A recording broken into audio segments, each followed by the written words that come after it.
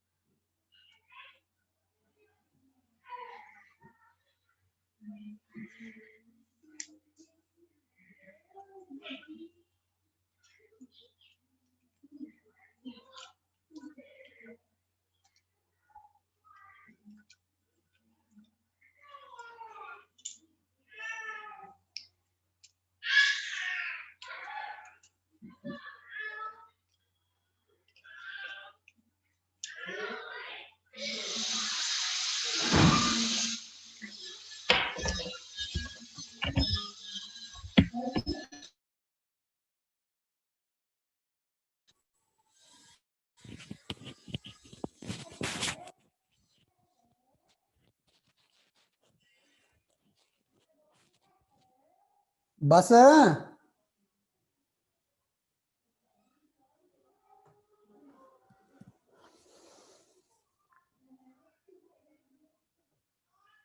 Hello hello. Good evening sir. हाँ बेटा, करें start. Yes sir. Good evening sir.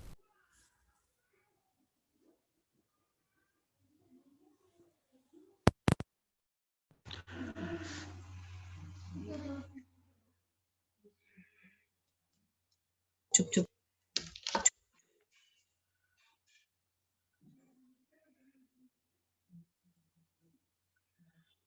Sir आप 1 मिनट रुक जाइएगा, मैं अभी आ रही हूँ। ठीक है।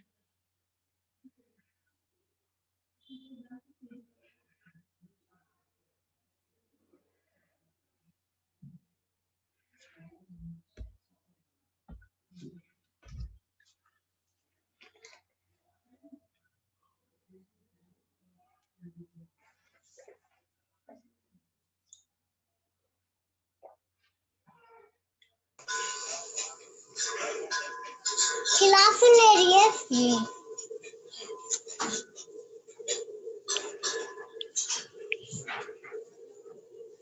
क्लास ले रही है। हाँ जाने जा।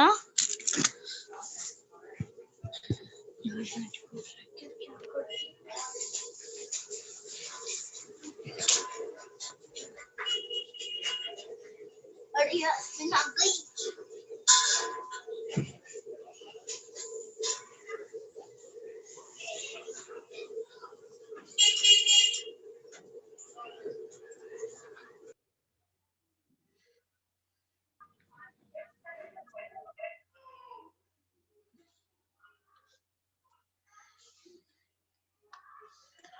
हाँ बेटा, करें स्टार्ट।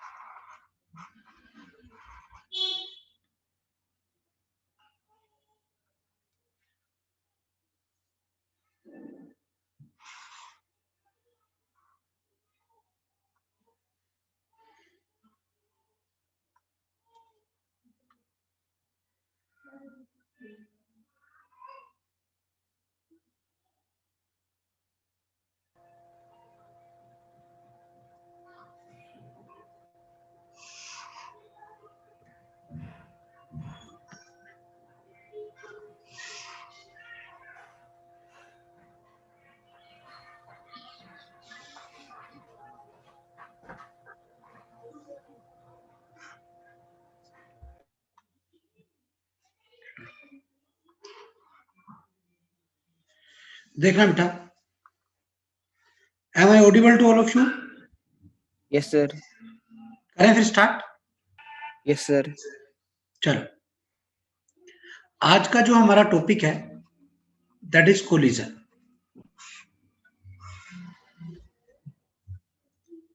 नया टॉपिक स्टार्ट कर रहे हैं, कोलिजन। लास्ट क्लास में हमने कंजर्वेशन ऑफ लीनियर मोमेंटम पढ़ा था। आज जो हम देख रहे हैं बेटा दैट इज कोलिजन। सबसे पहले इंपॉर्टेंट चीज है, ध्यान से समझना। सर आप पढ़ाओगे कोलिजन भी? अच्छा, और किसने पढ़ाना था? नहीं, वो सर सुधांशु सर ने कहा था कि कोलिजन वो पढ़ाएंगे अच्छे से। कोई नहीं सर, आपसे भी समझ आ जाता है। अच्छा, नहीं मेरी बात नहीं हुई। कोलिजन उन्होंने पढ़ाना है क्या? सर पता नहीं, जब लास्ट क्लास उनकी हुई थी तब उन्होंने कहा था नेक्स्ट क्लास में कोलिजन पढ़ेंगे, अच्छे से समझाऊंगा। सर अब आप पे फिजिक्स पढ़ाओगे? पता नहीं बेटा, मैं एक बार, फिर आप एक काम करो, 2 मिनट रुको, मैं सुधांशु सर से पूछ ही लेता हूँ। 1 मिनट लगेगा।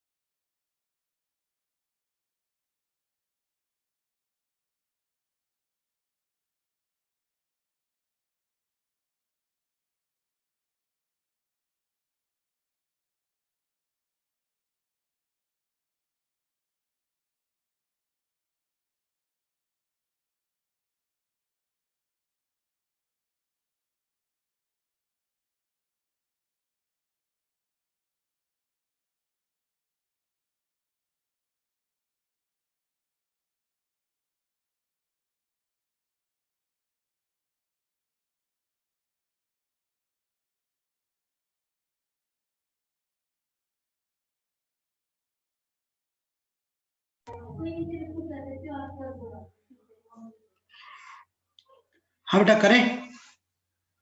सर आप ही कराओगे कोलिजन अब? हाँ मैं कराऊंगा, पूछ ले मैंने सुधांशु सर से। Okay, sir. कोई दिक्कत है क्या? समझ में नहीं आ रहा? सर No, वो sir. प्रांशु ना उसमें बैठा आपसे है से सर। तो सर प्रांशु वेटिंग में बैठा है, उसको क्लास में ले लो। अच्छा चलो, ले लेते हैं। कहाँ गया? कहाँ गया वेटिंग रूम? अब यहाँ वेटिंग रूम दिखना बंद हो गया।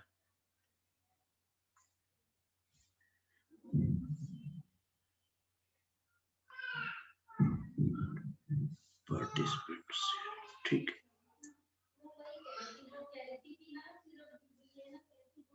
चलो करते हैं स्टार्ट। कोलिजन।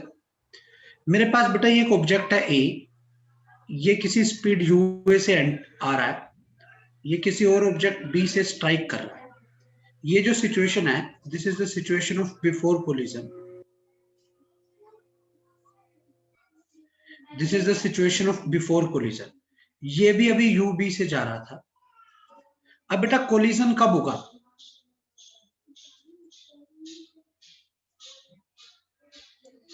इन दोनों के बीच में कोलिजन कब होगा?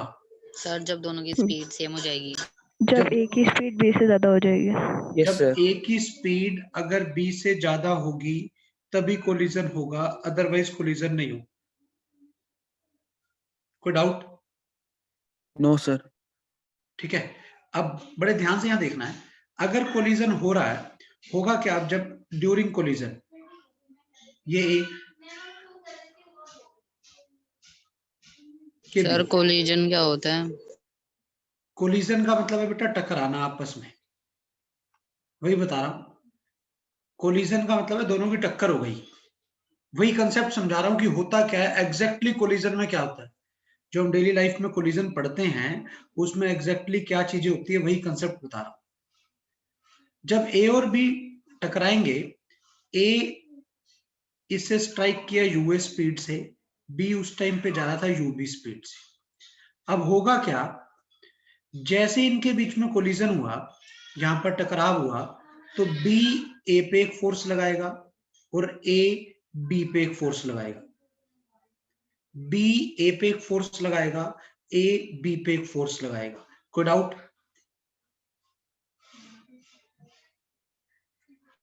बोलो बेटा। No sir. No no sir. जितनी फोर्स ए बी पे लगाएगा उतनी ही फोर्स बी ए पे लगाएगा, because action and reaction are equal and opposite. Yes sir. Action and reaction are equal and opposite. तो ड्यूरिंग कोलिजन,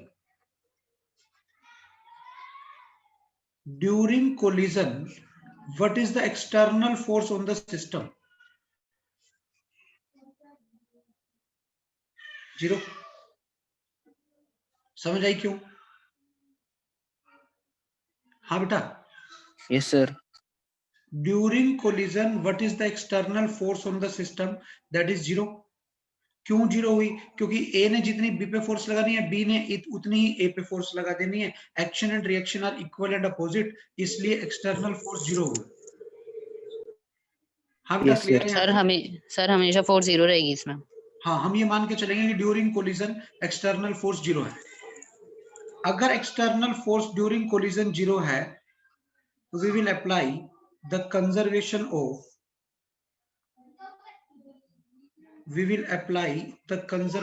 लीनियर मोमेंटम।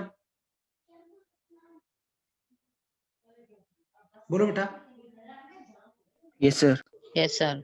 अब होगा क्या, जब कोलिजन के टाइम पे ये दो बोल्स आपस में टकराएंगी तो बोल्स थोड़ी सी कंप्रेस भी होंगी कि नहीं होंगी? Yes sir. कंप्रेस हो रही हैं मतलब काइनेटिक एनर्जी पोटेंशियल एनर्जी में कन्वर्ट हो रही है। एक बेटा ये म्यूट करके रखो सभी। काइनेटिक एनर्जी किस में कन्वर्ट हो रही है बेटा? पोटेंशियल में। ठीक है। Yes, sir. अब जैसे ही कोलिजन के बाद बोल्स अलग अलग होंगी, कोलिजन के बाद जैसे ही बोल्स अलग अलग होंगी तो जो ये कंप्रेस होने की वजह से इनकी शेप थोड़ी सी डिफॉर्म कर गई थी, जो शेप इनकी थोड़ी सी डिफॉर्म कर गई थी, अगर ये ओरिजिनल शेप रिकवर हो जाए, मतलब सारी की सारी पोटेंशियल वापस से किस में कन्वर्ट हो गई? काइनेटिक में। Yes, sir. हाँ बेटा, क्लियर है? हाँ बेटा, कोई Yes, डाउट sir. है? No, sir.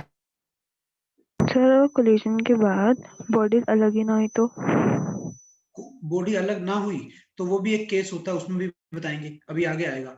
अभी मैं बता रहा हूँ कि एक बार अलग हो गई तो पोटेंशियल एनर्जी काइनेटिक में कन्वर्ट हो जाएगी, वो भी अभी बताऊंगा, इसी में बताऊंगा। Okay. अगर अलग हुई और अपनी शेप कंप्लीटली रिकवर कर गई तो पोटेंशियल पूरी की पूरी काइनेटिक में कन्वर्ट हो गई। ठीक है।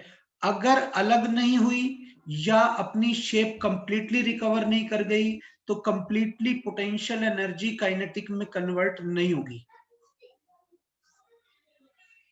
हाँ बेटा, समझ आ रहा मैं क्या कह रहा हूं? सर दोबारा बताना।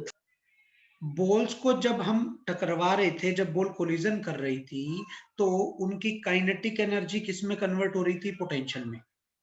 पर जैसे ही वो अलग हो रही है तो पोटेंशियल एनर्जी किस में कन्वर्ट हो रही है? काइनेटिक में। और अगर वो अपनी कंप्लीटली शेप को रीगेन कर गए, इलास्टिसिटी में पढ़ते हैं, तो इसका मतलब उसने अपनी सारी की सारी जो काइनेटिक को पोटेंशियल में कन्वर्ट किया था, दोबारा से पोटेंशियल को किस में कन्वर्ट कर दिया बेटा? काइनेटिक में। मैंने कहा अगर ये अलग अलग ना हो, जैसे अभी क्वेश्चन था हितेशी का कि भाई अलग अलग नहीं होती, तो इसका मतलब है इसने अपनी दोबारा से सारी पोटेंशियल एनर्जी को काइनेटिक एनर्जी में कन्वर्ट नहीं किया, मतलब काइनेटिक एनर्जी कुछ ना कुछ लॉस हो गई, कुछ ना कुछ काइनेटिक एनर्जी क्या हो गई? लॉस हो गई। आप कह सकते हो किसी और टाइप की एनर्जी में कन्वर्ट हो गई। समझ आ रही है मैं क्या कह रहा हूं? तो बेटा कोलिजन में हमारे पास क्या क्या चीज बनी, बड़े ध्यान से समझना। In every type of collision, we can apply the conservation of linear momentum. समझ आया कैसे? Yes, sir. Because every type of collision में external force 0 है, external force 0 है, तो we can apply the conservation of linear momentum. Conservation of mechanical energy, या mechanical energy को छोड़ो, कंजर्वेशन ऑफ काइनेटिक एनर्जी, ये में भी हो भी सकता है और नहीं भी हो सकता। क्यों? अगर अपनी कंप्लीटली शेप रीगेन कर गई तो काइनेटिक एनर्जी बिफोर कोलिजन और kinetic energy after collision same होगी। समझ आ गई मैंने क्या कहा है? अदरवाइज कुछ ना कुछ एनर्जी तो लॉस हो गई। Yes, sir. हाँ बेटा ठीक है, तो पॉइंट बना के लिख लेना, पॉइंट बना के लिख लेना। इन every type of collision,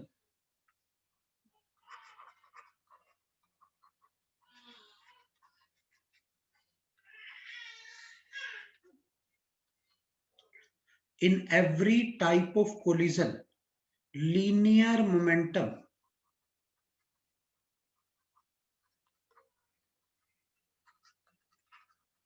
of the system will be conserved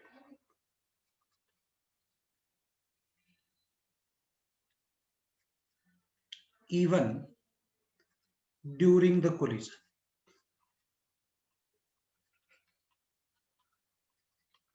Even during the collision. क्यों बेटा? Because external force acting on the system is zero.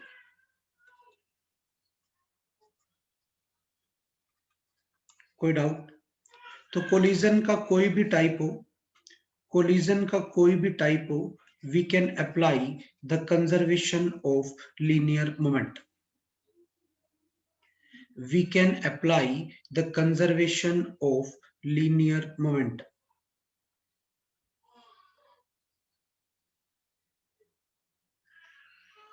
हम तक क्लियर है? यहां तक बोलो। हमने कोलिजन, तीन टाइप के कोलिजन हमने पढ़ने हैं। First one is elastic collision,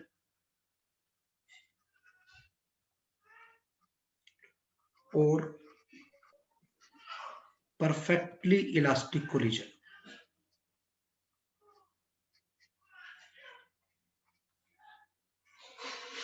second one is inelastic collision,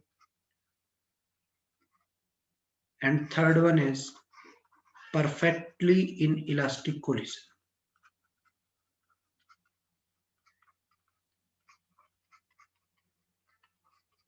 ये तीन कोलिजन हमने यहां पर पढ़ने हैं। Any doubt?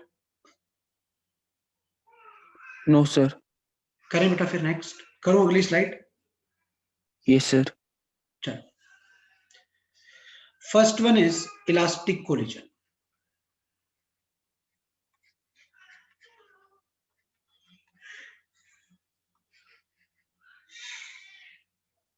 First one is elastic collision. तो क्या क्या रूल्स हैं इसके लिए? सबसे पहला rule, conservation of linear momentum लगेगा ही लगेगा।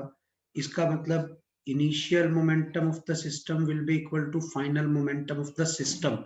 एक ऑब्जेक्ट के मोमेंटम की बात नहीं कर रहा हूं, पूरे सिस्टम के मोमेंटम की बात कर रहा हूं। इसका मतलब यहां से ये आ गया, momentum of system before collision will be equal to momentum of system after collision.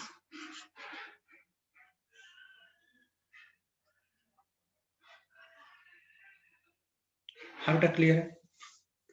First point, कोई डाउट? No, sir.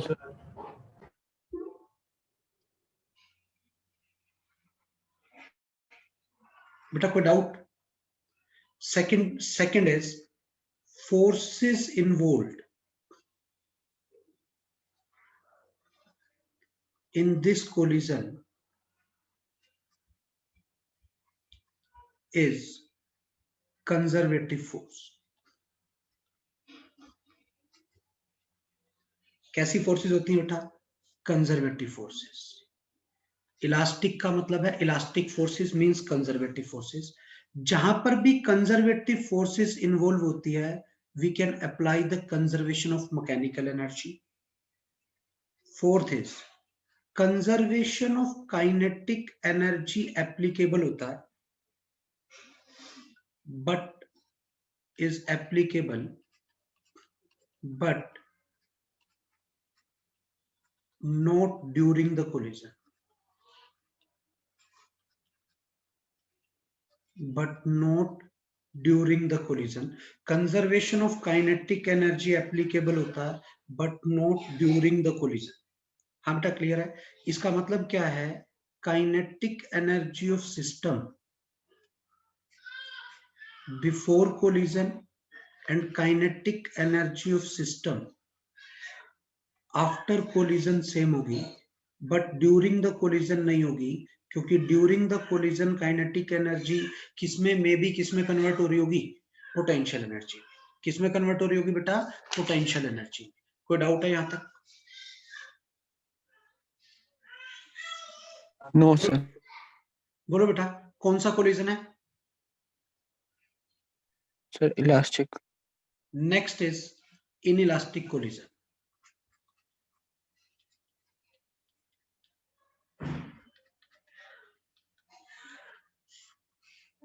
पहला point, conservation of linear momentum applicable होगा even during the collision also.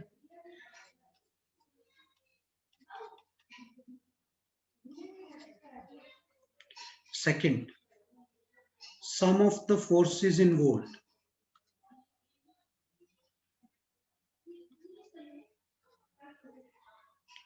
may be non-conservative. जो कुछ forces involve होगी वो कैसी होगी बेटा? Non conservative. Third, conservation of mechanical energy नहीं लगेगा. मैकेनिकल एनर्जी कंजर्वेशन तब लगता है जब ओनली कंजर्वेटिव फोर्सेस इन्वॉल्व हो. Fourth, conservation of total energy लगेगा. Total energy is the sum of all types of energy, kinetic plus potential plus sound energy plus heat energy. क्या पता जो energy loss हुई वो किसी और फॉर्म में चली गई हो नॉन कंजर्वेटिव की वजह से. And fifth, conservation of kinetic energy भी नहीं लगेगा, मतलब काइनेटिक एनर्जी बिफोर कोलिजन ज्यादा होगी काइनेटिक एनर्जी आफ्टर कोलिजन से. कोलिजन के बाद कुछ ना कुछ एनर्जी लॉस हो जाएगी. क्यों? क्योंकि नॉन कंजर्वेटिव फोर्सेस इन्वॉल्व है. कौन से कोलिजन की बात हो रही है बेटा? Inelastic collision. Any doubt? बोलो बेटा. No sir. No sir. एक मिनट इसको नोट करो. बैटरी लो हो गई, मैं चार्जर लगा लूं, पर ध्यान नहीं रहा. करो फटाफट नोट.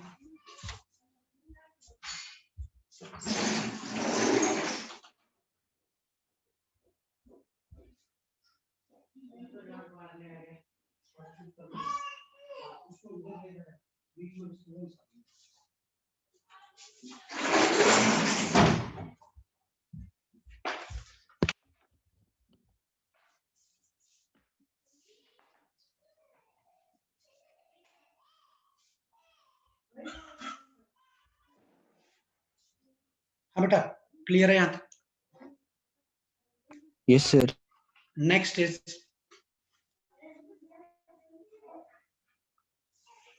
एक थर्ड टाइप का कोलिजन होता है, that is perfectly inelastic collision.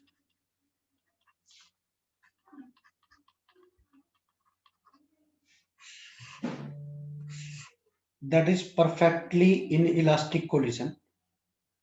ये आपका थर्ड टाइप का कोलिजन है जो आपको पता होना चाहिए. इसमें क्या होगा? Conservation of linear momentum applicable होगा, बिकॉज मैंने बताया था हर टाइप के कोलिजन में लगता है conservation of linear momentum. Conservation of mechanical energy applicable नहीं होगी. कंजर्वेशन ऑफ टोटल एनर्जी हमेशा एप्लीकेबल होती है. क्यों? इनइलास्टिक वर्ड जहां पे आ गया मतलब वहां पे कुछ ना कुछ फोर्सेस इन्वॉल्व नॉन कंजर्वेटिव होगी. इसमें जो सबसे इंपॉर्टेंट पॉइंट है, relative velocity of separation.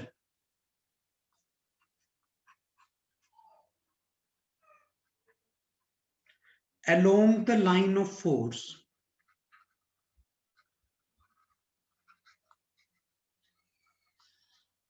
becomes zero after collision.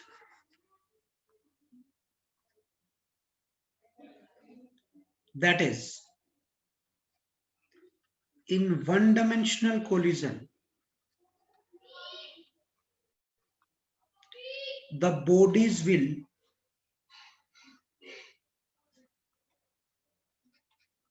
stick to each other.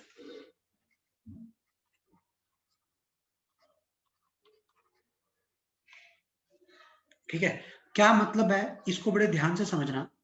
मान लो मेरे पास ये एक ऑब्जेक्ट है, u1 स्पीड से आया, ये एक दूसरा ऑब्जेक्ट है, u2 स्पीड से जा रहा था। u1 u2 से बड़ा है तभी कोलिजन होगा। अब कोलिजन के बाद क्या हुआ, जैसे ही कोलिजन हुआ इन दो ऑब्जेक्ट में, ऐसे कोलिजन होगा। अब बेटा जो फोर्स लग रही है वो फोर्स इस लाइन के अलोंग लग रही है, एक इस पे लगाएगा, एक इस पे लगाएगा। अब after collision their relative velocity of separation along the line of force, अब यही आपकी लाइन ऑफ फोर्स है, इस लाइन ऑफ फोर्स के along velocity of separation zero हो जाए। मतलब अगर ये v से चल रहा है तो ये भी कितने से चल रहा है, v से ही चल रहा है। मतलब दोनों बोल्ट्स v से चल रही हैं, मतलब दोनों बोल्ट्स अलग होंगी या नहीं होंगी? अब सर नहीं होगी। नहीं होंगी। वन डायमेंशन कोलिजन में तो नहीं होंगी, इसलिए मैंने लिख दिया the bodies will stick to each other. But अगर मैं टू डायमेंशन कोलिजन की बात करूं, टू डायमेंशन कोलिजन की बात करूं, टू डायमेंशन कोलिजन में फोर्स की लाइन एक होगी। जैसे अगर मैं बात करूं, ये मेरे पास एक बॉल है, दूसरी बॉल यहां पे आई और इसे स्ट्राइक की, मतलब ये वाली बॉल यहीं थी, दूसरी बॉल यहां पे आके स्ट्राइक की ऐसे, और वो इस साइड आई थी टकराने से पहले, कोलिजन से पहले इस साइड आ रही थी। अब आप देखो फोर्स किस साइड लग रही है। अब जो फोर्स वाली लाइन है वो ये है, बोलो यस बेटा। सर। अब इस साइड में दोनों की वेलोसिटी सेम होगी, इस साइड पे दोनों बॉल्स की वेलोसिटी क्या होगी, सेम होगी, तो वो परफेक्टली इनइलास्टिक कोलिजन। समझ में आ रहा मैं क्या कह रहा हूं? Yes sir. मेनली हमें तीन टाइप के कोलिजन पढ़ने होते हैं, एक इलास्टिक, एक इनइलास्टिक और एक परफेक्टली इनइलास्टिक। ये कैरेक्टरिस्टिक पे बेस है। ऐसे ही हमें दो टाइप के कोलिजन अलग से हैं, एक वन डायमेंशनल कोलिजन और एक टू डायमेंशनल कोलिजन। अब बड़े ध्यान से समझ लेना, वन डायमेंशन में क्या होगा, ये जो बॉल है और ये जो दूसरी बॉल आ रही है, इन दोनों की velocity along the line of force हो, क्योंकि जब आके ये टकराएंगी तो ये ऐसे टकराएंगी, तो लाइन ऑफ फोर्स भी यही है और दोनों की वेलोसिटी भी यही थी, इसी डायरेक्शन में थी, सेम डायरेक्शन में है, तो वन डायमेंशन कोलिजन है। समझ में आया मैं क्या कह रहा हूं? Yes sir. वन डायमेंशन में वेलोसिटी सेम रहेगी ना? नहीं, वेलोसिटी की बात अलग है बेटा, वो तो वेलोसिटी सेम रहेगी, अलग रहेगी, वो तो कोलिजन का टाइप बताएगा कि इलास्टिक है, इनइलास्टिक है, परफेक्टली इनइलास्टिक है, क्या डाटा दिया हुआ उस पर डिसाइड होगा। मैं कह रहा हूं वन डायमेंशन कोलिजन में कंडीशन ये है, जिस साइड पे फोर्स लगेगी कोलिजन के टाइम पर, उसी साइड दोनों ऑब्जेक्ट की वेलोसिटी होनी चाहिए, उसी लाइन के अलोंग दोनों ऑब्जेक्ट की वेलोसिटी होनी चाहिए। कोई डाउट? हाँ नो बेटा। सर। टू डायमेंशन में क्या होगा, जैसे एक ये बॉल है, ये दूसरी बॉल यहां से ऐसे आई, इससे टकरा गई। अब जब ये टकराएगी, एक बॉल ये है, दूसरे वाली इधर आके टकरा रही है, इसकी वेलोसिटी इधर थी, पर फोर्स वाली लाइन ये है। क्या अब वेलोसिटी फोर्स वाली लाइन के अलोंग है? Yes sir. कहां से है बेटा? फोर्स वाली लाइन ये है, क्योंकि नॉर्मल फोर्स यहां लगाएंगे दोनों। यस नहीं सर। समझ आ रही मैं क्या कर रहा हूं? सर आ अरे गई। नहीं समझ आ रही क्या? बोलो बेटा। सर आ गई समझ। सर आ रही है। तो ये फोर्स वाली लाइन के अलोंग वेलोसिटी है या नहीं है? 2D में नहीं नहीं है सर। नहीं है, तो ये 2D कोलिजन है।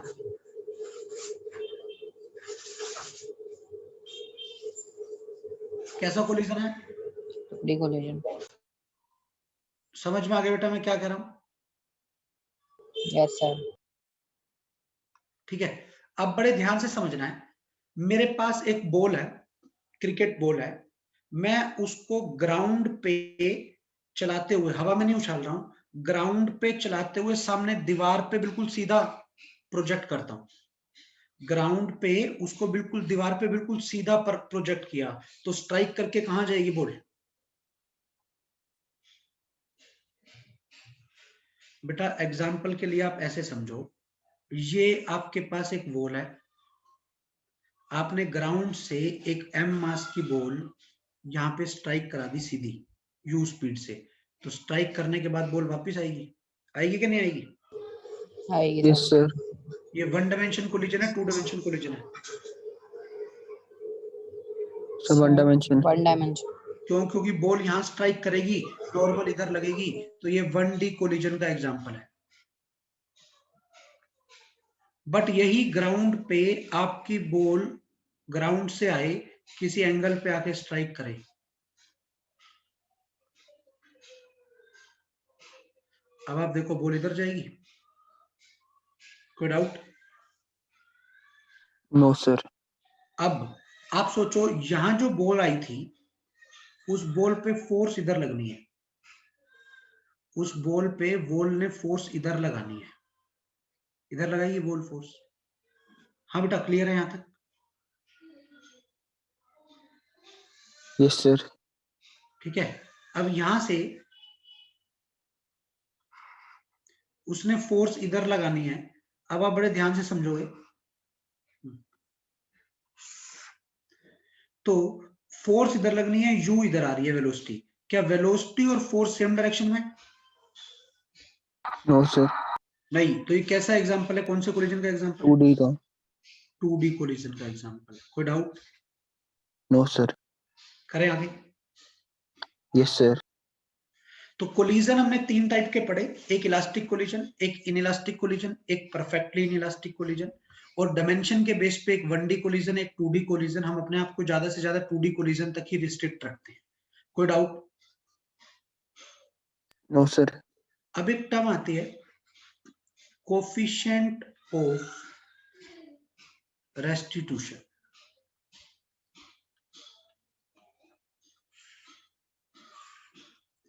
जिसको हम ई से लिखते हैं, ठीक है? ये क्या होती है? It may be defined as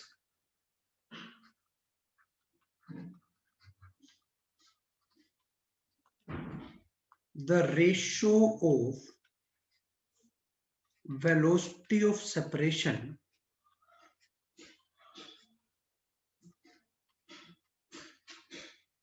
after collision, ratio of velocity of separation after collision to, ये बेटर है, relative velocity of separation after collision to the relative velocity of approach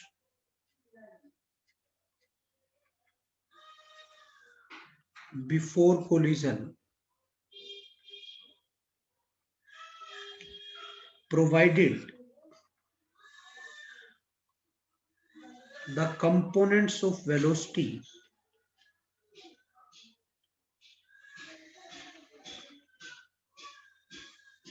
is taken along the line of force, provided the component of velocity is taken along the line of force। ठीक है, क्या मतलब है? Coefficient of restitution को ई से लिखते हैं। अभी डेफिनेशन पे आ रहा हूं, पहले कंसेप्ट समझ लो कि कंसेप्ट क्या है।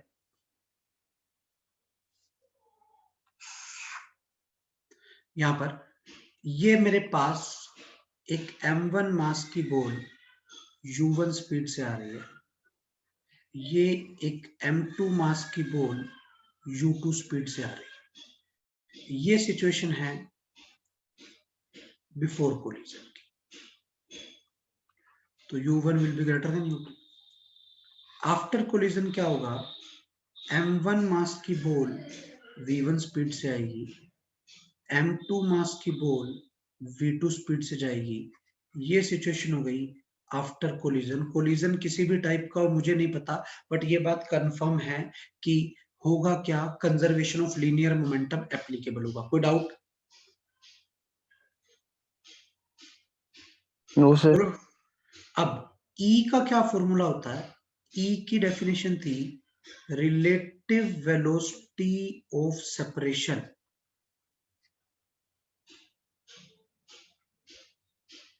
After collision by relative velocity of approach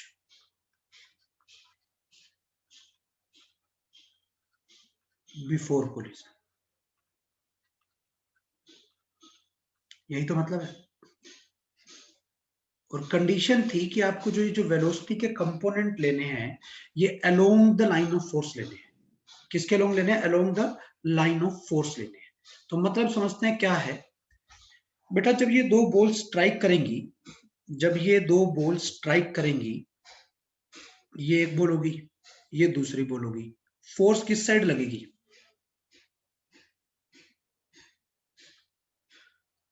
line of force ये होगी या नहीं होगी?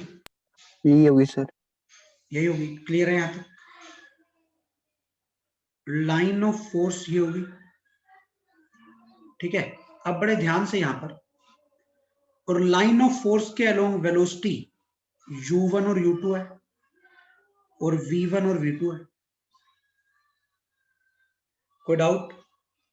No sir. यहां से जो E आ गया, coefficient of restitution, relative velocity of separation after collision. तो आप सोचो कोलिजन के बाद v2 सेपरेट होगा v1 से या v1 सेपरेट होगा v2 से? जब कोलिजन होगा m1 m2 के पास आएगा। समझ रहे हो ना? ये वाली सिचुएशन को देखो आप, m1 m2 के पास होगा। जब अलग होंगे कौन सेपरेट होगा? सर v1 v2 से। तो ये आना चाहिए v2 माइनस v1। कोई डाउट? बेटा जब पास आए, m1 ने m2 को अप्रोच किया, फिर कोलिजन हुआ, कोलिजन के बाद कौन पहले अलग होएगा ये बताओ मुझे। अब ये m1 वाला या m2 वाला है? सर M2 होगा। m2 अलग होगा। तो m2 वाला v2 से चला गया और m1 वाला v1 से आ गया।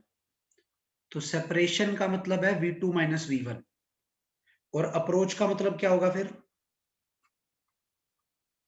u1 minus u2। कोई डाउट?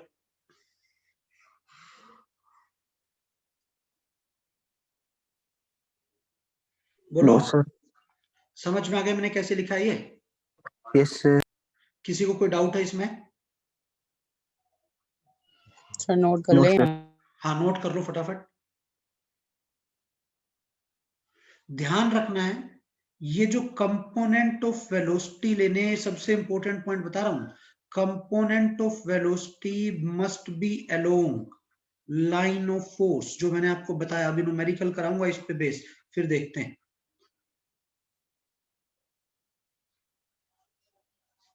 फटाफट नोट करो इसको। सर कर लिया।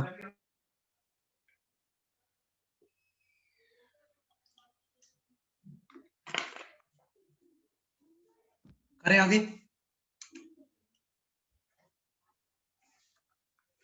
Yes sir. तो देखना, अब ये हमारा E आ गया। यहां से E की वैल्यू सोच के बताना है बेटा। What will be the value of E for perfectly inelastic collision?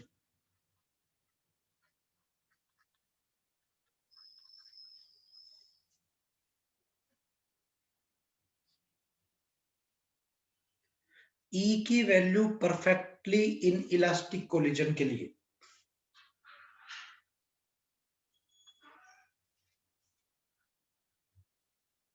ध्यान है परफेक्टली इनइलास्टिक कोलिजन क्या था? Yes, sir. क्या था परफेक्टली Zero. इनइलास्टिक? दोनों बोल सेपरेट नहीं हो रही हैं along the line of force. अगर along the line of force separate ही नहीं हो रही तो what is the relative velocity of separation? Sir, 0. Relative velocity of separation is 0 after collision. That's why E is 0 for perfectly inelastic collision.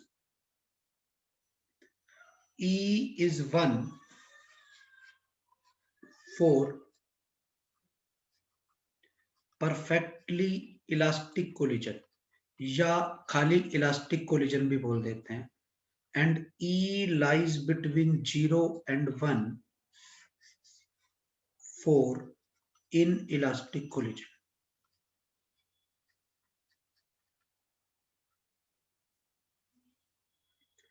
E 0 और 1 के बीच में लाई करता है inelastic collision के लिए।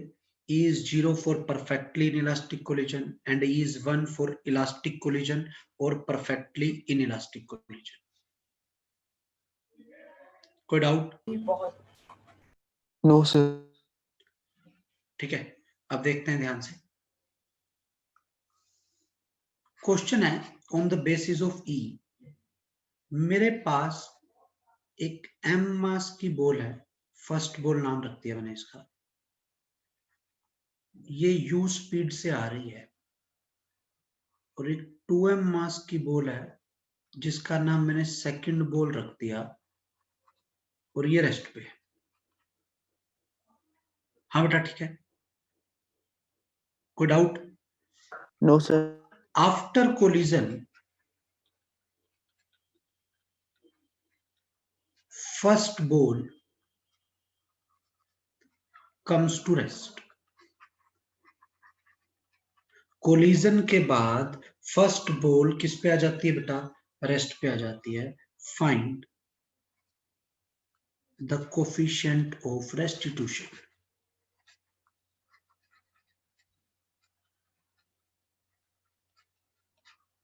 ई आपको कैलकुलेट करना है। Find the coefficient of restitution.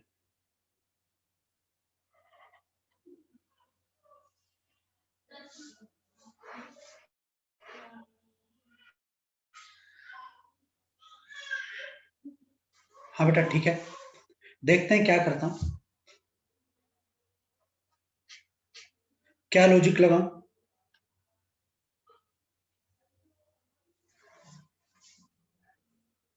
ये कब की सिचुएशन दी हुई है? ये जो सिचुएशन हमें दी हुई है ये कब की सिचुएशन है?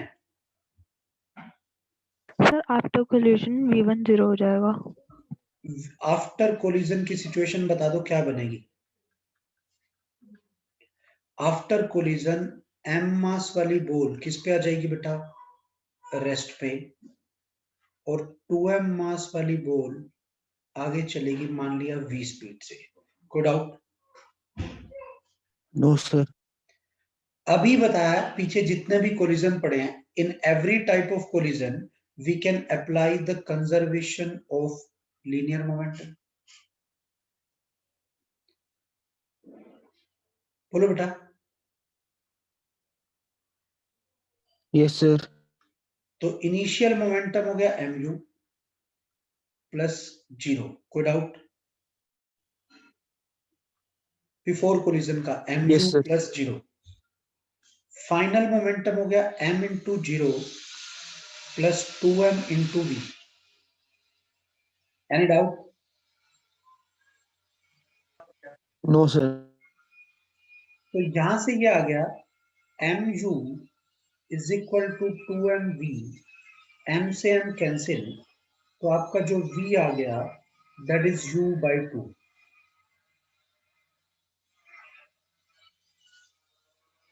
Any doubt? No, sir. Sir इस केस में E की वैल्यू हाफ है। हाँ, e की वैल्यू कितनी है बेटा? हाफ। हाफ। Very good. ठीक है, तो देखते हैं कैसे किया। E इज इक्वल टू, क्या फॉर्मूला था? Relative velocity of separation after collision. बताओ रिलेटिव वेलोसिटी ऑफ सेपरेशन बताओ फटाफट। इससे after collision, that is v minus 0. Relative velocity of separation means v minus 0 by relative velocity of approach, that is u minus 0. So what is your e? Your e comes out to be v by u, और v की value है u by 2 by u.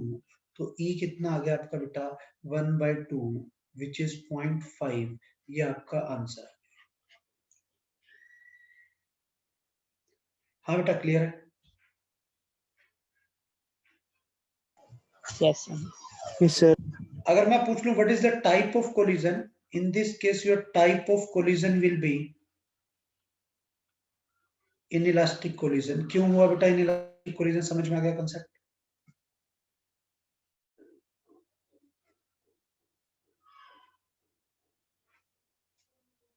हाँ बेटा, Yes, sir, I got. because E lies between 0 and 1, that's why collision is inelastic. Could Yes, sir. No, sir. Next question. Sir ये note कर ले। हाँ ये कर लो नोट। किया नहीं नोट अभी तक? No sir. करो फिर करो।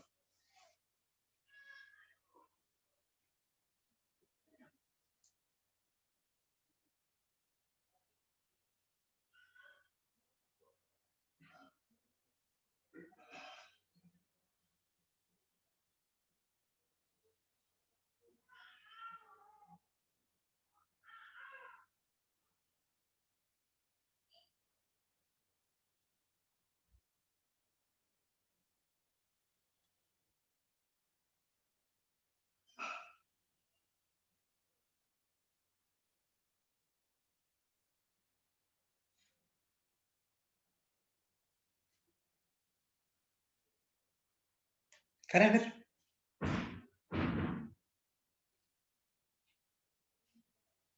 करो बेटा।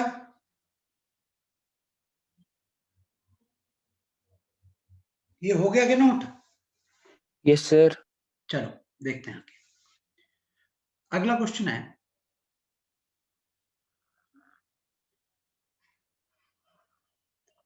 ये मेरे पास एक वॉल है, रजनीकांत की मूवी में होता है ऐसा। वॉल इधर आ रही है 5 मीटर पर सेकंड की स्पीड से, और यहां पे हमारे पास एक बॉल है, वो इस साइड आ रही है 7 मीटर पर सेकंड की स्पीड से। हाँ बेटा क्लियर है? E आपको दिया हुआ क्वेश्चन में 1/3 है। क्वेश्चन में E की वैल्यू गिवन है आपको बेटा 1/3 है। फाइंड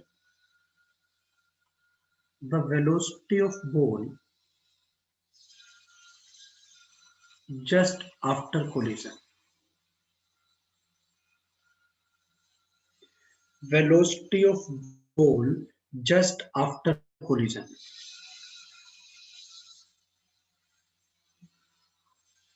ठीक है? हाँ बेटा समझ में आई क्या सिचुएशन है? Yes, sir. तो देखते हैं what will happen after collision. Collision के बाद ये वॉल ऐसे ही आगे चलती रहेगी। कितनी स्पीड से बेटा? 5 मीटर पर सेकंड से। मैंने कोलिजन के बाद का कलर चेंज कर दिया, और बॉल टकरा के वापस जाएगी। बॉल टकरा के वापस जाएगी। बॉल जिस स्पीड से वापस जाएगी वो स्पीड होगी v। वो स्पीड क्या होगी बेटा? v। कोई डाउट? वही तो निकालनी है मुझे। Yes, sir. क्वेश्चन में मुझे v कैलकुलेट करना है। मुझे v की वैल्यू कैलकुलेट करनी है क्वेश्चन में। देखते हैं what is the formula of coefficient of restitution.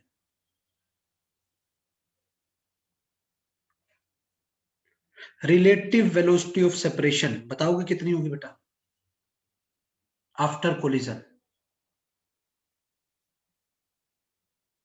Quickly, relative velocity of V separation. minus 5. v V minus 5. या 5 minus v Sir, 5 minus V. या v माइनस 5? So डिपेंड करता है हमने V2 किसको लिया और V1 किसको लिया। नहीं बेटा आप ये सोचो कि सेपरेट कौन होगा, वॉल होगी या बॉल होगी? Sir, ball. After striking ball separate होगी या दीवार सेपरेट होगी? Sir ball. बॉल सेपरेट होगी, तो ये सेपरेट हो रही है, तो ये हो गया v-5। Any doubt? No sir. हाँ बेटा समझ आ गई। And what is the relative velocity of approach before collision? 7 minus 5. 7 - 5 या 7 + 5?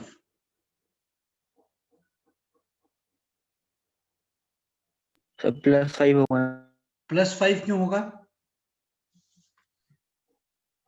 सर फॉर्मूले में तो माइनस है। नहीं, फॉर्मूले में वेक्टर भी है ना बेटा। Yes, दोनों sir. रिलेटिव वेलोसिटी, अब इन दोनों की डायरेक्शन सेम है क्या अलग अलग है? अलग अलग है। अलग अलग डायरेक्शन है। अपोजिट है। जब रिलेटिव वेलोसिटी निकालते हैं और डायरेक्शन अपोजिट हो तो माइनस की जगह क्या कर देते हैं? ऐड करते हैं। ऐड करते हैं। पता होगा सबको। Yes sir. ठीक है, यहां से ये आपका E आया and E is given to you, that is 1/3। So it becomes v-5/12 is equal to 1/3.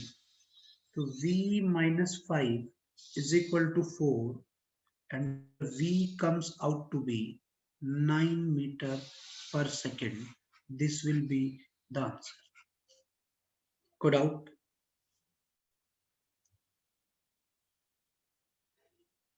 Sir ये प्लस क्यों हुआ 7 + 5? बेटा आपको पता होना चाहिए, अगर एक वेलोसिटी इधर हो दूसरी वेलोसिटी भी इधर हो और आपको रिलेटिव वेलोसिटी निकालनी हो जब दोनों की डायरेक्शन सेम है, तो आप रिलेटिव वेलोसिटी माइनस करके निकालते हैं। और ऐसे ही अगर एक ऑब्जेक्ट इधर आ रहा हो दूसरा ऑब्जेक्ट इधर आ रहा हो और अब आपको रिलेटिव वेलोसिटी निकालनी हो तो आप माइनस करके निकालते हो, प्लस करके निकालोगे? बोलो बेटा। अच्छा प्लस कर। समझ में आया मैंने क्या कहा है? हाँ बेटा, any doubt? No sir. Next question.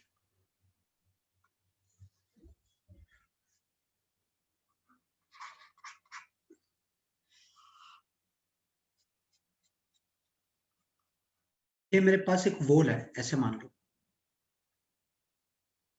यहां से एक m मास की बॉल u स्पीड से आई। सब कुछ बेटा 2D में हो रहा है। ये एंगल आपको दिया हुआ है, थीटा एंगल पे आई। आफ्टर कोलिजन ये बॉल कहीं यहां चली गई। कोलिजन के बाद ये वाली बॉल कहीं यहां चली गई v स्पीड से, और ये वाला एंगल फाई है। ये एंगल कितना है बेटा? फाई है। ठीक है, आपको गिवन क्या है क्वेश्चन में? u गिवन है, थीटा गिवन है और कोफिशिएंट ऑफ रेस्टिट्यूशन e ये गिवन है। बॉल यहाँ पे आके स्ट्राइक किया ना, इन दोनों के बीच में कोफिशिएंट ऑफ रेस्टिट्यूशन e दिया हुआ है। आपको क्वेश्चन में u, theta and e given है। You have to find v and phi. 2D collision है। 2 डायमेंशनल कोलिजन का मतलब है ग्राउंड से मैंने एक बॉल को चलाया है, हवा में नहीं है बेटा। बॉल्स को ग्राउंड से सामने वाली दीवार पे किसी एंगल पे प्रोजेक्ट किया है और वहां से वापस टकरा के फिर वो किसी और एंगल पे आ रही है। कोफिशिएंट ऑफ रेस्टिट्यूशन E है। u और थीटा आपको दिए हुए हैं, u, थीटा और E, and you have to find v and phi. You have to find v and phi. कोई डाउट? क्वेश्चन समझ में आया बेटा? Yes sir. Yes sir. चलो देखते हैं कैसे करना है। ये बॉल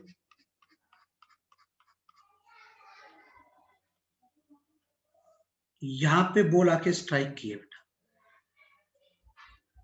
इस जगह पे आपकी बॉल आके स्ट्राइक किया है।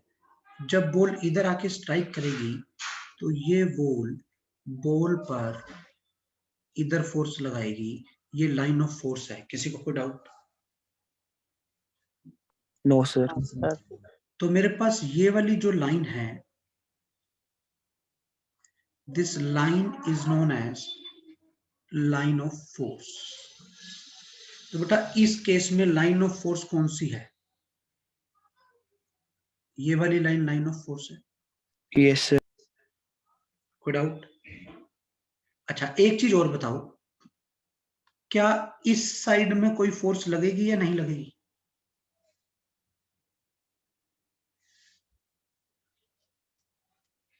बेटा जो जिस साइड मैंने एरो लगाया ग्रीन कलर से, इस साइड पे कोई फोर्स लगेगी या नहीं लगेगी?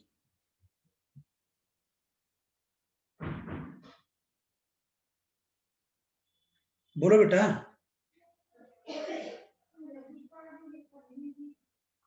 ये जो बॉल यहाँ पे आई, इस बॉल ने इस बॉल पे फोर्स ऊपर लगाई है, पर इस साइड कोई भी फोर्स नहीं लगेगी। इस साइड में नेट फोर्स 0 है, इस साइड पर नेट फोर्स 0 है। अगर इस साइड नेट फोर्स 0 है, इसका मतलब ये है इस साइड का वेलोसिटी कंपोनेंट सेम रहेगा, इस साइड का वेलोसिटी कंपोनेंट सेम रहेगा। समझ में आया मैं क्या कह रहा हूं? Yes sir. ठीक है, तो मैं क्या करता हूं, बड़े ध्यान से यहां पे समझना है। मैं ये जो वेलोसिटी वाली लाइन है, जो इनिशियल वेलोसिटी की लाइन है मेरे पास, ये वाली लाइन, इनिशियल वेलोसिटी मेरी इस साइड है u, कितने एंगल पे है बेटा? थीटा एंगल पे। कितने एंगल पे है? थीटा एंगल पे।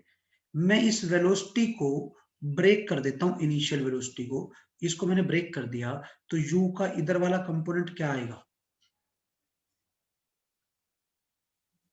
U cos theta. u cos theta. और बेटा इधर वाला कंपोनेंट क्या आएगा? U sin theta. u sin theta. Any doubt? No sir. तो सिचुएशन ये हुई कि ये मेरे पास ग्राउंड था, जो बॉल आ रही थी उसके पास जस्ट बिफोर कोलिजन इधर एक कंपोनेंट है u cos थीटा, इधर एक कंपोनेंट है वेलोसिटी का, वो क्या है? u sin theta. और ये बिफोर कोलिजन की सिचुएशन है। Any doubt? No sir. After collision क्या हो रहा है? Just after collision, just after collision की बात कर रहा हूं। जो बॉल जा रही है वो इधर जा रही है v स्पीड से, ठीक है? अगर इधर जा रही है v स्पीड से, तो ये एंगल फाई होगा, है ना? अब आप इस v को ब्रेक करोगे, जैसे ही आप इस v को ब्रेक करोगे, इधर क्या बना बेटा? v U cos sin phi। V। और इधर क्या बना बेटा? v sin phi। Any doubt? ये आफ्टर कोलिजन की सिचुएशन। हाँ बेटा, किसी को कोई डाउट है इसमें? No sir. अब एक चीज बताओ, कौन सा कंपोनेंट वेलोसिटी का सेम रहेगा?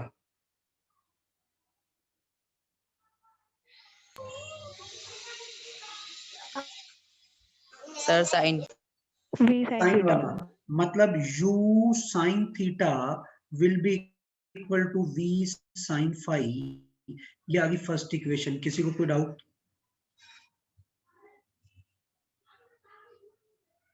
No sir. समझ में आ गया क्यों? क्योंकि उस साइड पे कोई भी हॉरिजॉन्टल फोर्स नहीं है।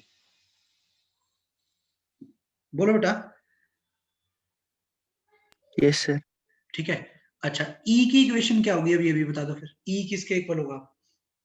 What is relative velocity of separation? चलो बताओ, E v बाई u के इक्वल होगा या नहीं होगा?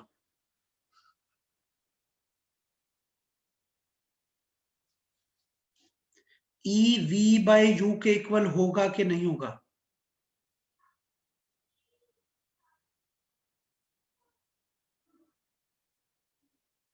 Yes sir।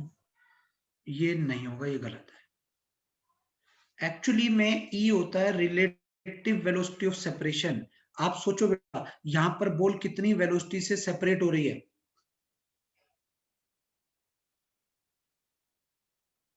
बोलो। सभी। V से। और कितने से अप्रोच कर रही है? सही यू से।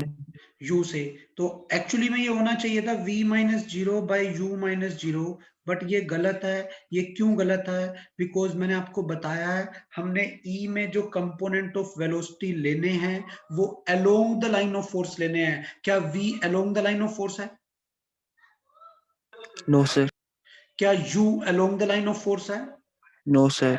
इसलिए E V by U नहीं है, तो E की वैल्यू किसके इक्वल होगी बेटा? बताओ। along the line of force, along the line of force क्या कंपोनेंट है?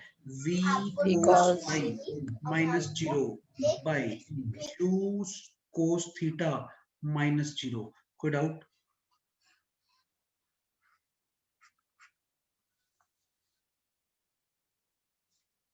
अरे समझ आया क्यों लिखा ऐसा? Yes. हाँ बेटा, किसी को कोई डाउट है इसमें?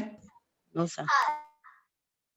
ठीक है, तो हमारे पास सेकंड इक्वेशन क्या बन गई यहां से? वो ये बन गई v cos phi will be equal to eu cos theta. This is your second equation. कोई डाउट?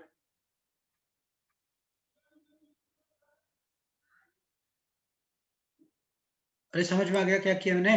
Yes sir. चलो, तो अगले पेज पे आते हैं।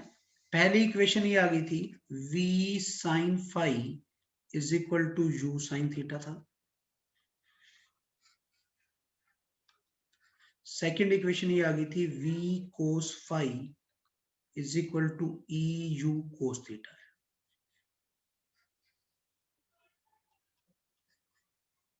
कोई डाउट? No sir. अब क्या करता हूं, मुझे एक तो v निकालना था और एक phi निकालना था।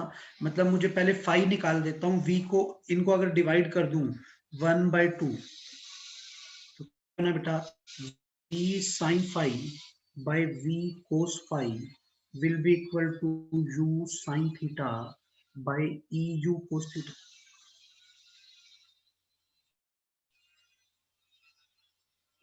कोई डाउट? बोलो बेटा। No u sir. से u कैंसिल, v से v कैंसिल, तो यहां से आ गया tan phi is equal to 1 by e tan theta. So your phi will be tan inverse 1 by e tan theta। एक आंसर तो आपका ये आ गया। कोई डाउट?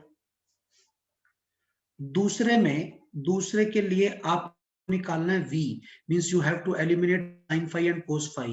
तो आप क्या करो, 1 का स्क्वायर प्लस 2 का स्क्वायर कर दो, तो क्या बना v square sin square phi plus v square cos square phi, ताकि बेटा ये टर्म 1 बन जाए, is equal to u square sin square theta plus e square u square cos square theta.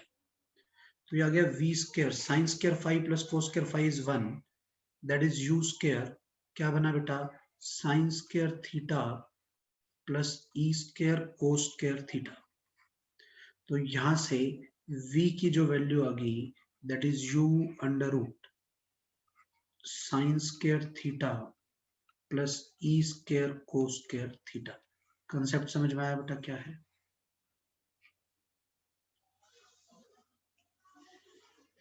Yes sir. कोई डाउट?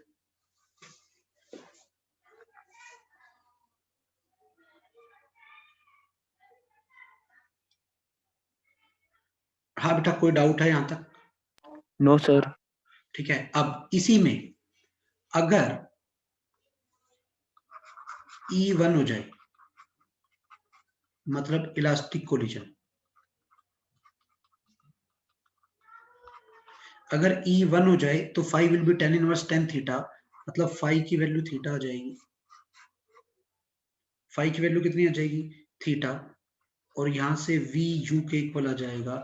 आप value put करके देख सकते हो। तो अगर इलास्टिक कोलिजन होगा तो बॉल जिस स्पीड से आएगी उसी स्पीड से वापस जाएगी, और phi की वैल्यू क्या होगी बेटा? थीटा के इक्वल होगी। किसी को कोई doubt? No sir. Next question, next concept पढ़ते हैं। कर दो इसको, करूं बेटा आगे? नेक्स्ट कर लिया नोट ये? Yes sir. यस सर, कर लिया। चलो, next is one dimensional. One dimensional को हेड ऑन कोलिजन भी बोलते हैं बेटा। One dimensional perfectly elastic collision.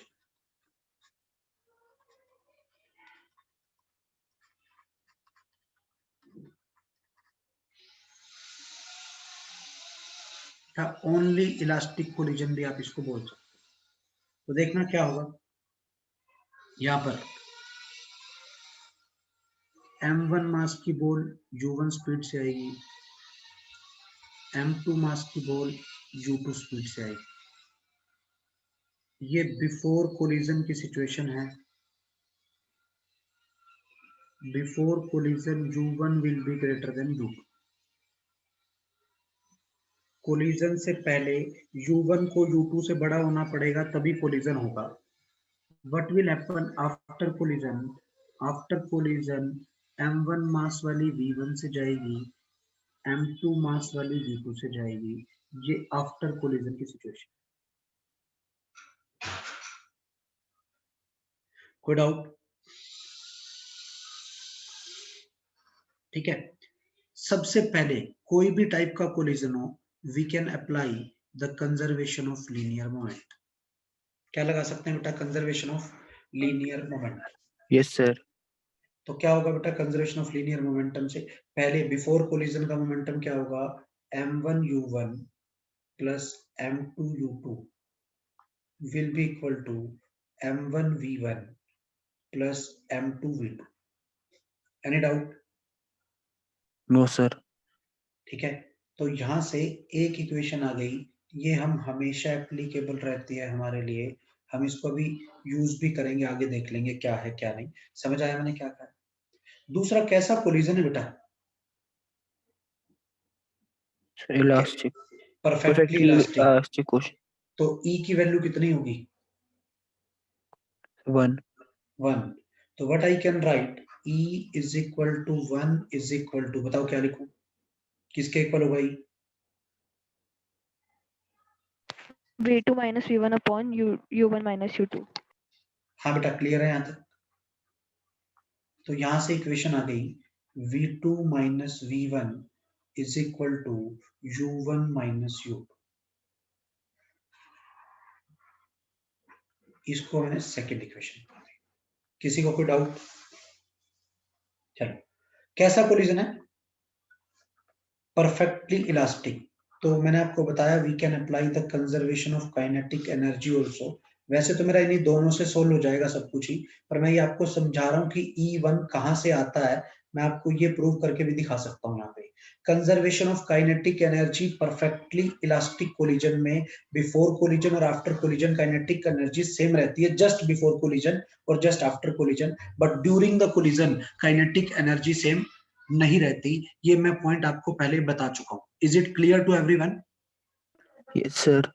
Important point है, in case of elastic collision kinetic energy is conserved but not during the collision. Collision के time पे conserve नहीं होती, वैसे कंजर्व रहती है, means just before collision and just after collision. तो अगर मैं यहाँ कंजर्वेशन ऑफ काइनेटिक एनर्जी लगाऊं तो मेरे पास क्या टर्म बनेगी बताओगे बेटा? Half m1 u1 square plus half m2 u2 square will be equal to half m1 v1 square plus half m2 v2 square। half half half half cancel। तो यहां से क्या बना बेटा? m1 u1 square minus v1 square is equal to m2 v2 square minus u2 square। कोई doubt?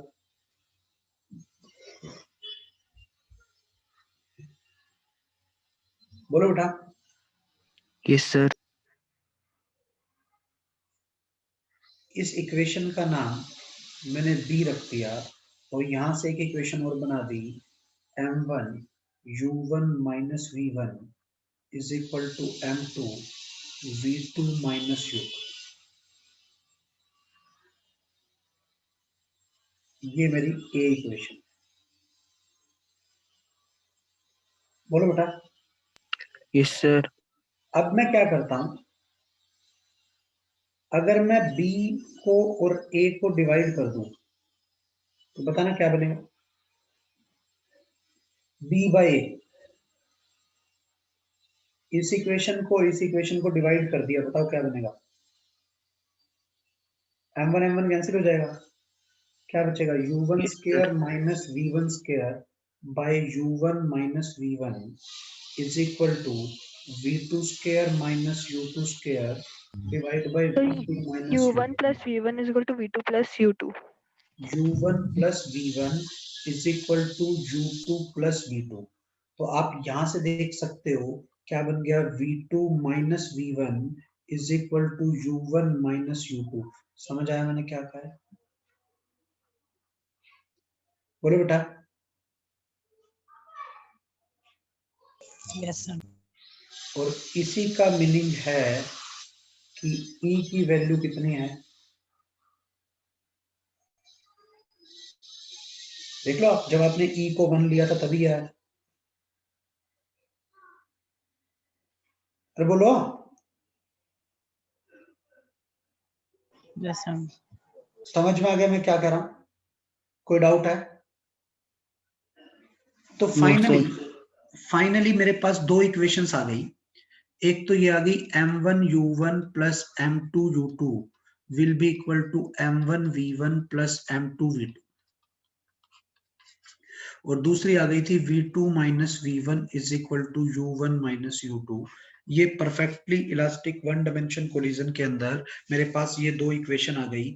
मुझे question में m1 m2 u1 u2 ये तो गिवन थे, कोलिजन से पहले की सारी चीजें पता थी और मुझे कोलिजन के बाद की वेलोसिटीज निकालनी थी। मैं ये डेरिवेशन इसलिए कर रहा हूं। समझ आया बेटा मैंने क्या किया? कितने वेरिएबल हैं, जो चीज निकालनी है वो वेरिएबल है, कितने हैं, कितने वेरिएबल हैं, एक या दो? सर दो।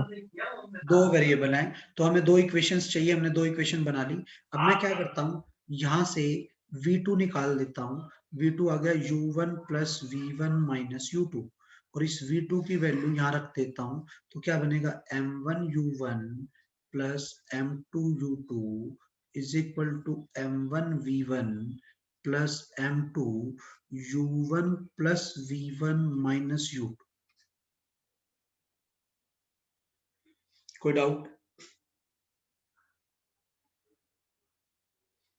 बोलो। No sir. अब बाकी सारी टर्म्स एक साइड और v1 वाली टर्म एक साइड।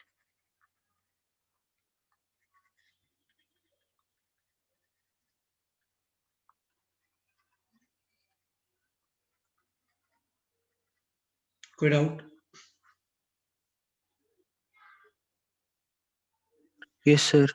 ये बन गया m1 minus m2 into u1, इस टर्म को उधर ले गया, इसको भी उधर ले गया, plus 2m2 u2 is equal to m1 plus m2 into v1। ये दो टर्म्स को उधर ले गया, v1 वाली टर्म्स को इधर रख दिया। तो जैसे ही सिंप्लीफाई करके यहां से मैंने v1 कैलकुलेट किया, तो रिजल्ट आ गया m1 minus m2 by m1 plus m2 into u1 plus 2m2 by m1 plus m2 into u2।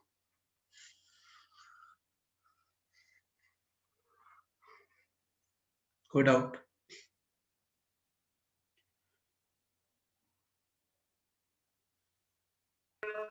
No sir. कोई डाउट है यहां तक? सर 2m2 u2 मल्टीप्लाई हो रहे हैं। हाँ ये मल्टीप्लाई है बेटा, ठीक है?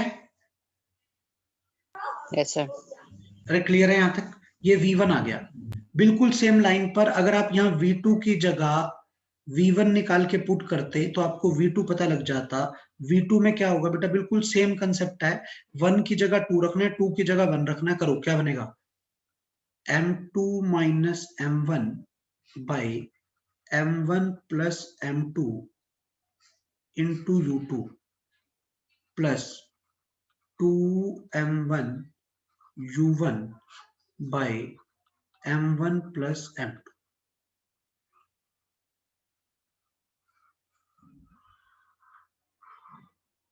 कोई डाउट? No sir. समझ में आ गया मैंने क्या कहा है? Yes sir. एक V1 आ गया, एक V2 आ गया। V1 और V2 आपको ऐसे कैलकुलेट करने हैं परफेक्टली इलास्टिक कोलिजन में।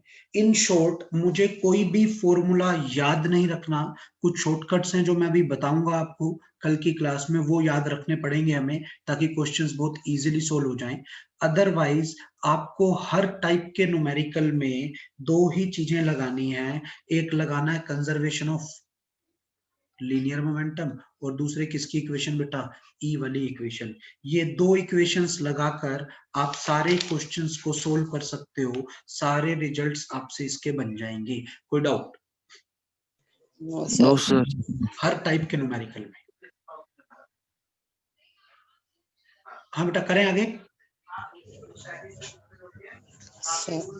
देखो, ये हमारे दो रिजल्ट आए हैं, जो ये दो result one dimensional perfectly elastic collision के हैं, जो आपको याद होने चाहिए। यहां से कुछ केसेस बनते हैं, हम उस केस को देख लेते हैं।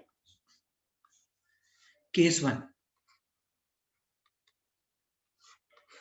सबसे पहले केस 1 सबसे इंपॉर्टेंट केस है। ये सब कुछ वन डायमेंशन इलास्टिक कोलिजन के लिए बता रहा हूं। अगर दोनों बॉल्स का मास सेम हो जाए तो, अगर दोनों बॉल्स का मास सेम हो जाए तो क्या होगा बताओ। इधर देखो, दोनों बॉल्स का मास सेम हो तो क्या होगा?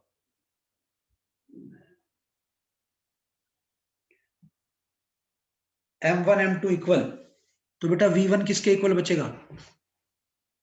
U2 और V2 किसके इक्वल बचेगा? U1 U1 के। समझ आ गई ना बेटा? M1 M2 इक्वल है तो माइनस होके 0, यहाँ 2m/2m कैंसिल ही हो गया तो खाली U2 बचा। समझ में आ रहा है मैं क्या कह रहा हूं? Yes sir. अरे क्लियर है यहां तक? तो इसका मतलब ये बन गया हमारा यहां पर कि अगर ऐसा है तो V1 U2 के इक्वल हो जाता है और V2 U1 के इक्वल हो जाता है। मींस वेलोसिटीज एक्सचेंज हो जाती हैं आफ्टर कोलिजन। नहीं समझ आया? जो सेकंड की है वो फर्स्ट की हो जाएगी, जो फर्स्ट की है वो सेकंड की हो जाएगी। इसके लिए कंडीशन है इलास्टिक कोलिजन होना चाहिए, वन डायमेंशन कोलिजन होना चाहिए और दोनों बॉल्स का मास क्या होना चाहिए बेटा? सेम होना चाहिए। किसी को कोई डाउट? No sir. केस 2, ये 3 केस हैं, मैंने आपको कहा है मैं इंपॉर्टेंट पॉइंट्स बताऊंगा जो आपको डायरेक्टली याद होने चाहिए। सेकंड केस है, अगर M2 M1 से बहुत बड़ा हो, M2 M1 से बहुत बड़ा हो और M2 वाली बॉल रेस्ट पे हो। समझ आया मैंने क्या कहा है? Yes sir. अब क्या सिचुएशन है, बड़े ध्यान से समझना। मतलब एक बॉल आ रही है, बॉल से टकरा रही है, बॉल रेस्ट पे है, दीवार रेस्ट पे है और दीवार का मास तो बॉल के कंपैरिजन में बहुत ज्यादा है। नहीं समझे? ये सिचुएशन थी। M2 M1 से बहुत बड़ा है, assume it like a ball, और ये रेस्ट पे है, मतलब ये चल नहीं रही, बॉल रेस्ट पे है। ये बॉल आके इससे टकराई, इलास्टिक कोलिजन हो, तो कोलिजन के बाद क्या होगा?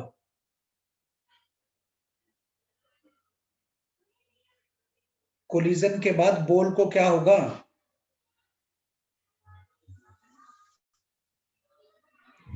V1 माइनस U1 हो जाएगा और V2 माइनस U2। देख लो बेटा, ऐसे जल्दी मत बोलो। यहाँ देखो, U2 तो 0 है ना बेटा? मैंने यस यहाँ सर। बोला U2 तो बेटा 0 है ना? U2 की वैल्यू अगर 0 है, देखो U2 0 है तो ये टर्म ही 0 हो गई। अगर U2 0 यस सर। है तो हमारी ये वाली टर्म ही 0 हो गई और इधर से ये वाली टर्म 0 हो गई। अब कौन सा मास ज्यादा था? देखो यहाँ पे कौन सा मास ज्यादा है? M2 ज्यादा है ना M1 से? Yes sir. तो आप M1 को नेग्लेक्ट कर सकते हो, तो V1 बना माइनस U1। तो यहां से V1 आ गया आपका माइनस U1 के इक्वल, ठीक है? और V2 आपका 0 का 0 ही रह जाएगा, क्योंकि V2 0 को टेंड कर रहा है, तो V2 0 का 0 ही रह जाएगा। बॉल तो नहीं चलेगी, बॉल स्ट्राइक करके अपना पाथ रिट्रेस कर लेगी। कोई डाउट है? No, sir. Case 3.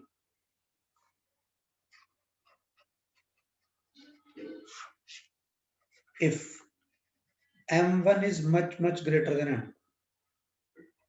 मतलब अब जो बॉल आके स्ट्राइक कर रही है उसका मास ही बहुत ज्यादा है, ठीक है, और वो सेकंड वाली बॉल तो छोटी सी है और वो रेस्ट पे है।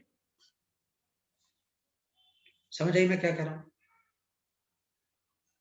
मतलब एक ट्रक आ जाए और एक साइकिल से स्ट्राइक कर जाए, साइकिल रेस्ट पे खड़ी थी, बाइसिकल रेस्ट पे थी, एक ट्रक Yes, sir. आया बाइसिकल को स्ट्राइक कर गया, तो क्या होगा? बाइसिकल रेस्ट पे रहेगी या बहुत तेज आगे जाएगी?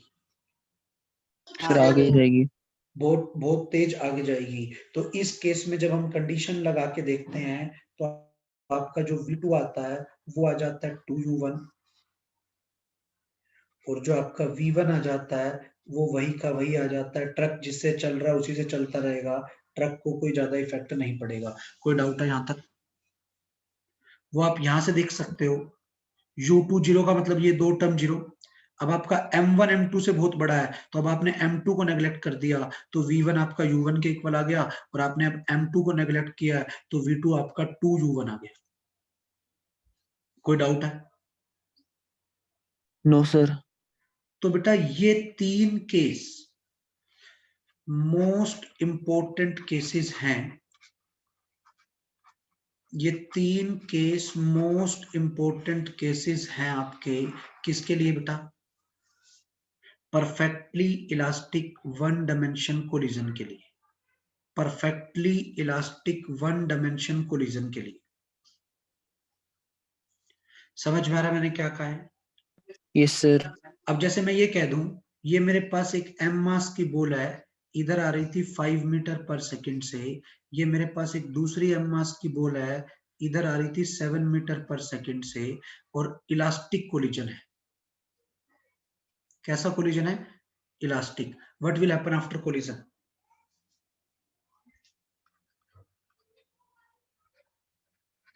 मास क्या है? Sir, same. मास सेम है, कोलिजन इलास्टिक है, तो कैसा होगा? तो केस 1 हो जाएगा। फर्स्ट केस हो गया। Yes, तो sir. What will happen after collision? बताओ कोलिजन के बाद क्या होगा? अब ये जो फर्स्ट बॉल है m मास वाली कहां जाएगी? दोनों के V1 velocity जाएंगी। है?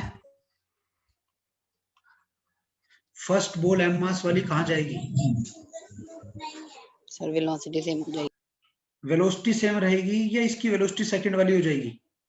सेकंड वाली होगी। 7 मीटर पर सेकेंड। तो ये लेफ्ट की साइड जाएगी 7 मीटर पर सेकंड से, और ये राइट की साइड जाएगी कोलिजन के बाद 5 मीटर पर 5 सेकंड से। कोई डाउट है? No sir. No, sir. हाँ बेटा, समझ में आ गया मैं क्या कह रहा हूं? वेलोसिटीज इंटरचेंज हो गई। इंटरचेंज क्यों हुई? क्योंकि मास सेम था, मास सेम है और इलास्टिक कोलिजन है, इसलिए यहाँ पर वेलोसिटीज इंटरचेंज हो गई। जो कोलिजन से पहले सेकंड बॉल की वेलोसिटी थी वो कोलिजन के बाद फर्स्ट बॉल की हो गई। Any doubt? No, sir. No sir. Elastic collision, one dimensional elastic collision के सारे केसेस समझ में आ गए? Yes sir. Yes, sir. यहां से आपको एक चीज और बता दूं, आपको in collision, in problems of collision, जो कोलिजन के हम न्यूमेरिकल्स करेंगे, क्वेश्चंस करेंगे, उनमें एक ही रूल लगाना है। फर्स्ट स्टेप क्या लगाना है? Conservation of linear momentum, that is momentum of the system before collision will be equal to momentum of the system after collision. कोई डाउट? No, sir. और सेकंड स्टेप में आपको E की इक्वेशन लगानी है। E क्या है? E is the relative velocity of separation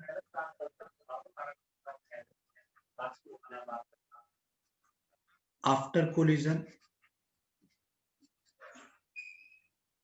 by relative velocity of approach